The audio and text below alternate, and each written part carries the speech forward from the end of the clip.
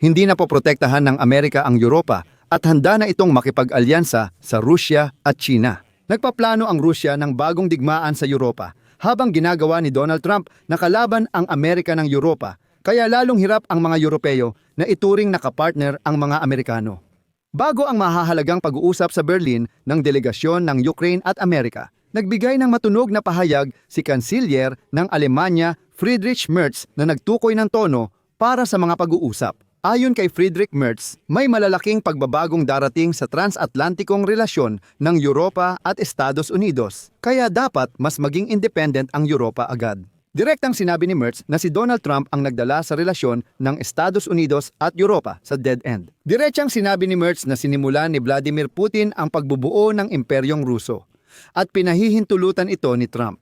At sa huli, diretsahang sinabi ni Friedrich Merz na inaatake na ng Russia ang Europa at NATO ngayon pa lang. Kailangan na talagang ipakita ang pagiging determinado. Pinakamahalaga, permanente nang ni-freeze ng Europa ang lahat ng ari-arian ng Russia para matulungan ang Ukraine kahit pa umalis ang Estados Unidos.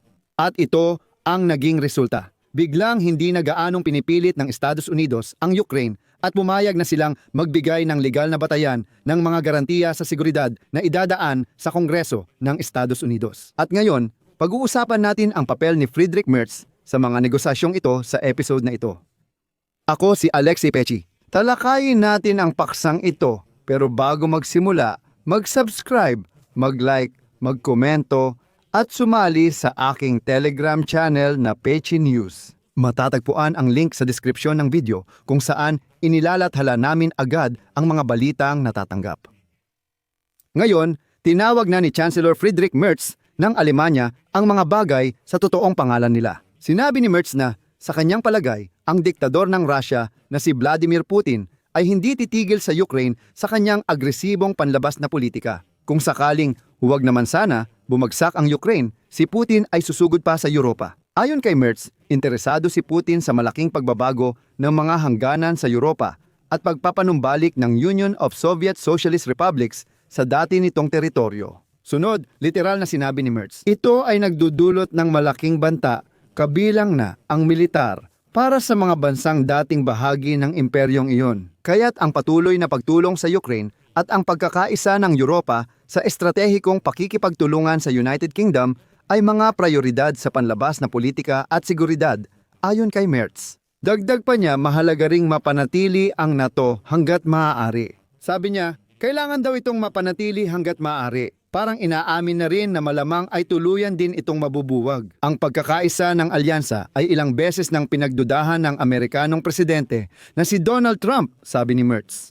Pagdating sa patakaran ukol sa Russian Federation, ayon sa opinyon ng Chancellor ng Germany, ang padalos-dalos na pagsali ng ilang bansa sa unang digmaang pandaigdig noong 1914. Mali ang historikal na analogiyang ito. Naniniwala si Friedrich Merz na mas tama sanang gamitin ang taong 1938 bilang historikal na analogiya pagkatapos ng Munich Agreement. Lalong lumakas ang ekspansyonistang ambisyon ni Hitler dahil sa pulisya ng pagpapakalma ng mga bansang Europeo. Kaya't sinimulan niya ang ikalawang digmaang pandaigdig makalipas ang 1 taon. Ayon kay Merz, pakinggan ninyo, nangyayari ulit ito.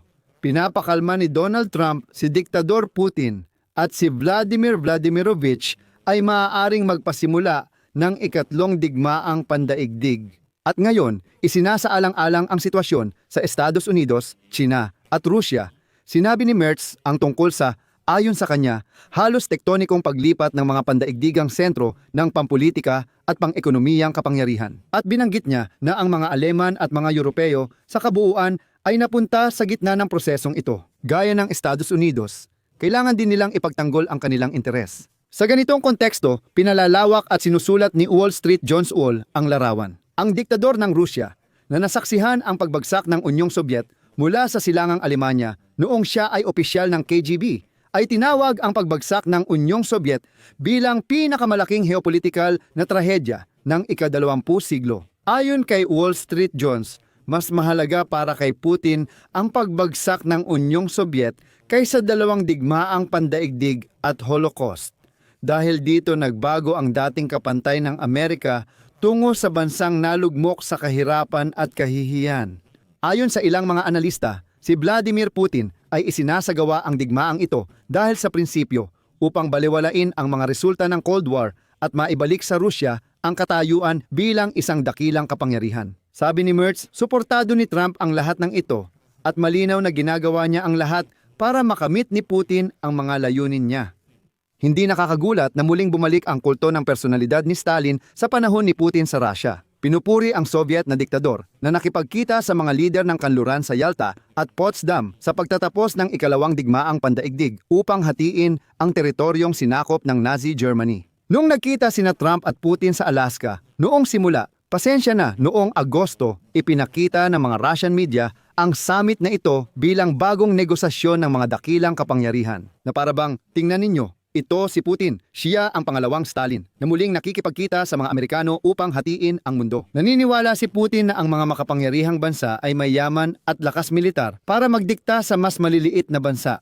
Dagdag pa, sinabi ng mga autoridad ng Alemanya na pinalakas ng Russia ang hybrid na pag-atake sa kritikal na infrastruktura ng bansa. Dahil dito, haharap siya sa mga bagong parusa, gaya ng pagbabawal sa pagpasok at pag-freeze ng ari-arian ng mga mamamayang Ruso. Ibig sabihin, sinasabi ng mga Aleman na tama na ang pagpapapasok ng mga Ruso sa kanilang bansa. Kaugnay nito, ipinatawag ng kagawaran ng ugnayang panlabas ng Alemanya noong Biyernes ang embahador ng Russia na si Sergei Nechayev. Ito ang pahayag ng kagawaran ng ugnayang panlabas ng Alemanya matapos ang talumpati ni Merz. Napansin namin kamakailan ang pagtaas ng hybrid na aktibidad mula Russia gaya ng disinformasyon, espiya, cyber attacks at tangkang sabotahe. May hindi mapapabulaan ng ebidensya ang mga autoridad ng Alemanya ng pagkakasangkot ng Glavnoe Razvedivatelnoe Upravlenie ng Russia sa dalawang partikular na insidente na may kaugnayan sa hacker attack sa sistema ng pamamahala ng air traffic ng Alemanya na naganap noong Agosto 2024, kasama rin ang pakikialam sa parlamentaryong eleksyon sa Pebrero 2025. Pero mas interesante ang pahayag ni Friedrich Merz tungkol sa Estados Unidos ng Amerika at kay Donald Trump. Sa totoo lang, ngayon lang niya tinawag ang mga bagay sa tunay nilang pangalan. At sa kontekstong ito, pakinggan niyo lang kung ano ang sinabi kahapon ng kanselyer ng Alemanya, si Merz. Nagdeklara siya at ito ang kanyang sinabi. Ang mga dekada ng Pax Americana para sa atin sa Europa at Alemanya ay halos tapos na. Hindi na umiiral ang Amerika sa anyo na nakasanayan natin. At hindi makakatulong dito ang nostalgia. At isa ako sa mga huling tao na gustong magpadala sa ganitong nostalgia. Pero wala rin namang silbi. Ganyan talaga ang sitwasyon.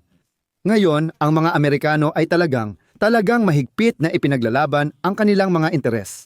At ang ibig sabihin lang nito ay kailangan din nating ipaglaban ang atin. At mga mahal kong kaibigan, hindi naman tayo ganoon kahina. Hindi rin tayo ganun kaliit. Panahon na para aminin ito at simulan ng kumilos ng agresibo. Ipapaliwanag ko lang itong Pax Americano. Ito ay isang termino na tumutukoy sa panahon ng relatibong kapayapaan, katatagan at mahalaga ang dominasyon ng Estados Unidos ng Amerika sa pandaigdigang entablado pagkatapos ng ikalawang digmaang pandaigdig. Itong terminong Pax Americano ay tumutukoy talaga sa Pax Romano. Pax Romano. Ito ang kapayapaan ng Roma sa panahon ng Imperyong Romano, kung kailan ang Roma ang pinakamakapangyarihan sa mundo. Doon nakuha ang Pax, naging Pax Americano. At matapos ang ikalawang digmaang pandaigdig, Amerika ang naging pangunahing bansa, nagprotekta sa Europa at nagbigay ng kapayapaan at katatagan.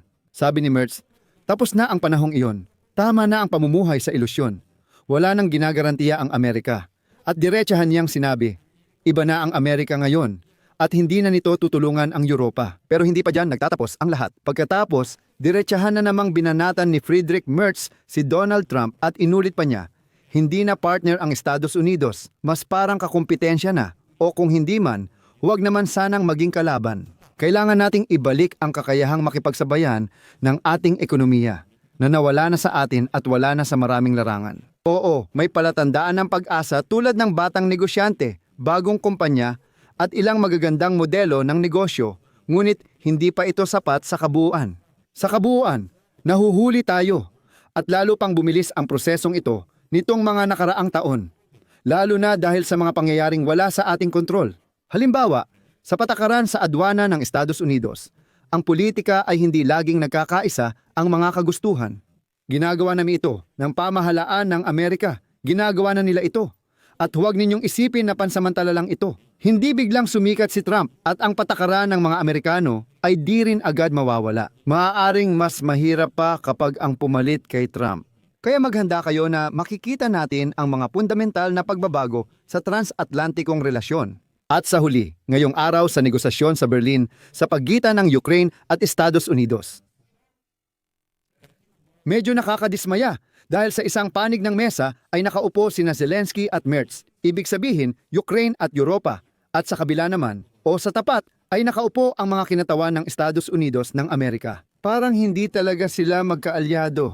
At ipinahiwatig ni Merz na dumating na ang panahon na huwag nang laging tumingin sa Washington, kundi dapat matatag at agresibong ipaglaban ang sariling interes ng Europa. Hanggang dito muna mga kaibigan. Ibahagi ang opinyon at konklusyon sa comments. Huwag kalimutang mag-subscribe, pindutin ang kampanilya at i-like kung gusto ninyong suportahan ang trabaho ng YouTube channel na ito. Kung naging kapaki-pakinabang sa inyo ang impormasyong ito at naniniwala kayong mahalaga ang aking ginagawa, maaari kayong magbigay ng kahit anong donasyon o mag-subscribe ng bayad sa YouTube channel na ito. Pwede ninyong suportahan ang channel gamit ang mga link at detalye sa video description. Nakasulat doon, suportahan si Alexi Pichi. Pumili ng format na komportable sa inyo. Lubos akong magpapasalamat sa suporta ninyo. Yun lang, ingatan ninyo ang inyong sarili. Paalam sa lahat.